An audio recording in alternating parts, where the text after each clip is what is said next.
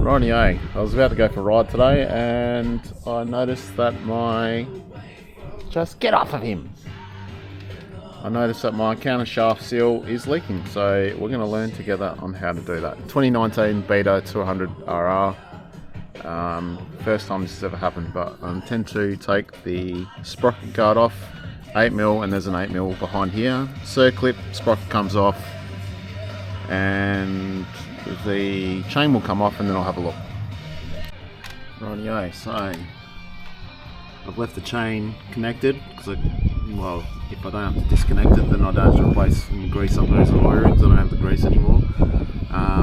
That's the counter seal. I'm gonna give it a bit of a clean up and see what happens. I'm pretty sure that's a collar, and I'm just going to be replacing that oil seal on the outside. I also have a bucket, little milk ice cream container. Keep them apart so I don't kick them everywhere. Downside of that is when I kick the bucket, I lose all of them at once. So I'll clean that and I'll get back to you. Rightio, so I cleaned it all up. Just got some degreaser and the kid's toothbrush, which I'm now going to have to replace. And I've just got a spray bottle. Just got one of the dead oil bottles so that I can spray the water in there and not get water where it shouldn't be, jamming into the jet, into the bearings and that. I'm just going to drill tiny little holes and put some self-tappers in there and pull it out. This little collar doesn't seem to move at all, so I don't know if that stays in there or not, but we'll find out. Rightio, so in the metal part, and the metal part only, I've drilled two little, I think they're about 2mm holes. The bottom one started slipping a bit. I don't want to drill the case or the seal. So I'll put some screws in there and give it a bit of a tap out. It didn't work the way that I wanted it to work, so the screws kept on pulling through. Just trying to tap it with a soft hammer. So I was grabbing it with a pair of pliers and just tapping it with a soft mallet, but it was pulling the screws out. So in the end, I drilled one hole right at the top, and with a pair of combination pliers, I just grabbed the screw in the cutters and then grabbed the screw head and levered it off the counter shaft, levered it out, and it pulled out fine. I can see a little bit of metal in there, so I'm going to get a magnet and just try and suck that out of there. This is the shaft. I'm going to clean you can see a bit of a groove there from where the oil seal was wearing, so I'm going to just give that a light polish with emery cloth, clean it all up so it doesn't leak again. But it's fairly grooved, but you know, for the 2018 I've had this, so for a while, for a few years I've never changed it, so I'd expect somewhere. Right, even after